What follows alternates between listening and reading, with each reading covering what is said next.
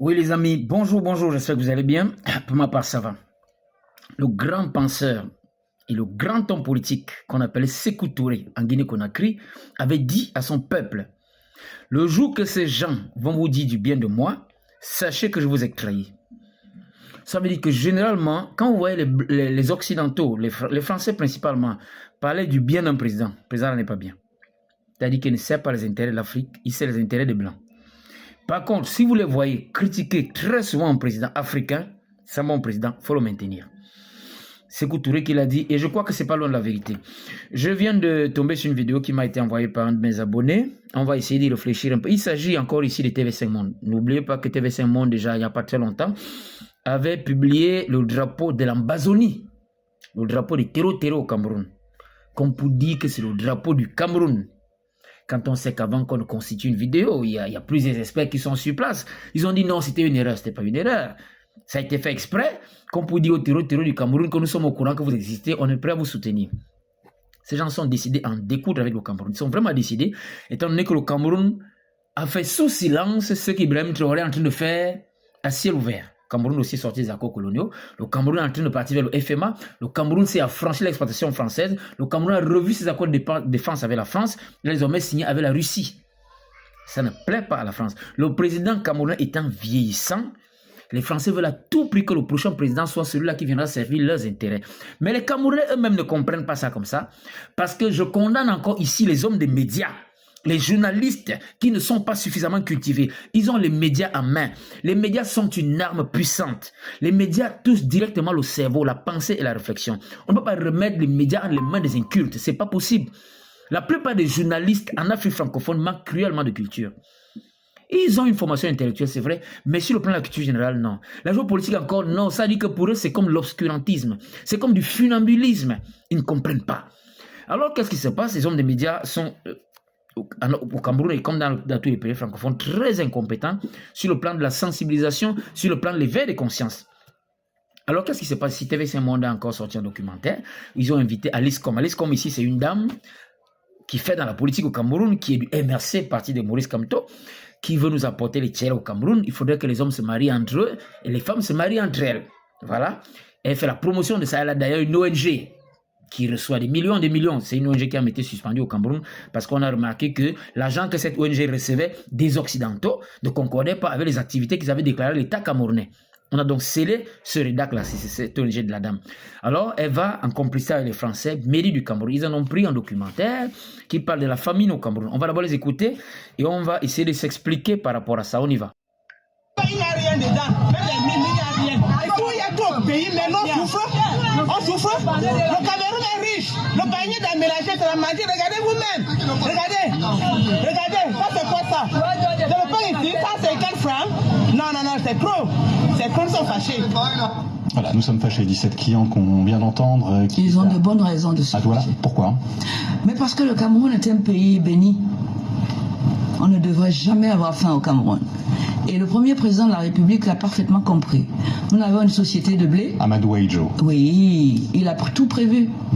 Et on avait de quoi produire le riz. Il a mis en place toutes les structures pour que jamais le Camerounais n'ait faim et ne dépende, en ce qui concerne son estomac, de l'extérieur. Toutes ces sociétés ont disparu. Gabégie, détournement, corruption, pas de vision. Aujourd'hui, on ne devrait pas avoir faim. Vous craignez une famine au Cameroun? Mais bien sûr. Moi, je vois des gens qui gagnent quoi? Quand vous avez au marché, le prix du riz a triplé, la viande a triplé, vous gagnez 100 000 francs. Et ça ne bouge pas. Et c'est les privilégiés qui gagnent 100 000 francs. Et le sel a augmenté. Tout ce que vous faites, vous avez à acheter pour préparer, a doublé, triplé. Vous croyez que c'est un peuple qui va survivre? Nous sommes condamnés à la famine. L'insécurité alimentaire est à nos portes. Voilà, vous avez suivi? Vous croyez que c'est un peuple qui va survivre? L'insécurité alimentaire est à nos portes. Ça, c'est Alice Com qui le dit. C'est cette dame-là qui fait la promotion des Tchélé, des Youbi au Cameroun. Il faut que le Cameroun soit un pays de Youbi. Alors, elle va s'associer avec les Français pour saboter le Cameroun. Vous voyez, même si je ne pouvais pas supporter le président Biya, quand je vois ça, je le supportais. Sékou Touré disait, si ces gens vous disent du bien de moi, sachez que je vous ai trahi. Quand vous les voyez parler mal d'un président comme ça, le Cameroun va à une élection présidentielle dans 4 mois. Regardez ce qu'ils font du Cameroun. Les Français en complicité avec certains opposants merdiques du Cameroun. Ils sabotent le président. Ils sabotent le régime du président. Ils sabotent le travail du président. Preuve que ce président leur a tourné le dos et j'en suis fier. Je suis content du président Biya pour ça. Bon, maintenant ils nous disent ici que, parlons un peu de la vie chère. Oui, apparemment les commerçants se plaignent au marché. Ça, je suis d'accord, la vie est très chère au Cameroun. C'est pas parce que le Cameroun ne produit pas. Hein? Madame Alice Combe fait encore là de la manipulation, du mensonge. Au Cameroun, on ne meurt pas de faim. C'est tout simplement que le Cameroun est entouré de pays qui ne produisent pas. Voilà la réalité. Et l'économie camerounaise est libérale. Moi, j'ai vu au Cameroun des Nigérians qui viennent acheter des plantations entières. Le Nigeria a plus de 200 millions d'habitants. Beaucoup se ravitaillent au Cameroun en matière de nourriture. Il y a des Camerounais qui vont vendre la nourriture camerounaise au Gabon. Des camions et des camions par jour. Ils vont en vendre en Guinée, Guinée équatoriale. Des camions et des camions par jour. Il y en a qui vont vendre au Tchad. Il y en a qui vont vendre en Centrafrique. Voilà la triste réalité. Ce qui fait que le Camerounais qui est sur place se retrouve en compétition avec ceux-là qui viennent d'ailleurs pour acheter. Voilà pourquoi la vie est chère. Voilà pourquoi le panel de la ménagère devient compliqué. C'est pas que le Cameroun ne produit pas. C'est que le Cameroun est entouré des pays qui ne produisent pas sur le plan alimentaire. Si le Cameroun ferme ses frontières, beaucoup de pays dans la sous-région vont en partir sérieusement. Ils seront déstabilisés. Les présidents peuvent même sauter. Il y a des pays dans la sous-région qui dépendent à 80% du Cameroun sur le plan alimentaire. C'est la vérité. Mais ces gens ne peuvent pas vous dire ça. Elle vient tout simplement dire ici qu'au Cameroun meurt de faim, le président travaille mal. Et la France entre dans cette manipulation pour révolter les Camerounais contre leur président, contre leur régime. Nous serons toujours là pour dénoncer ça. Vous n'allez pas tromper n'importe qui. Nous autres là, nous avons l'esprit ouvert. On va toujours dénoncer. Même s'il y en a qui me menacent de mort, moi j'ai rien à foutre. Ceux qui me menacent de mort, moi je vais l'enterrer avant. Voilà. Alors, elle a dit ici que nous avions des sociétés de blé. C'était les sociétés camerounaises. C'était les sociétés françaises qui se faisaient du beurre au Cameroun. Voilà, l'économie du Cameroun a été libéralisée. Vous avez créé dans quelle société on a fermé? Créez pour vous maintenant. Les sociétés Caïdjo, c'est les sociétés françaises qui exploitaient au Cameroun, c'est tout. Elles n'étaient pas camerounaises. Aujourd'hui, le Cameroun a plus d'hommes d'affaires qu'avant, mais les hommes d'affaires du Cameroun font dans le relais commercial. Ils ne créent pas, ils ne fabriquent pas, ils vont acheter pour revendre. C'est ça qu'on appelle les hommes d'affaires au Cameroun. Le Cameroun vous a été remis sur un plateau d'argent, vous Camerounais, qu'est-ce que vous en faites? L'État doit tout faire pour vous. Vous avez des hommes d'affaires en milliards. Qu'est-ce qu'ils font?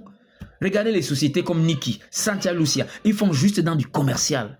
Ils ne fabriquent pas. Ils refusent de fabriquer. Ils vont acheter ce que les autres ont fabriqué pour venir vendre ça au Cameroun. Et vous accusez l'État? Vous accusez l'État? Madame Alice Combe. Elle dit encore ici que l'ancien président... J'aimerais vous poser une question.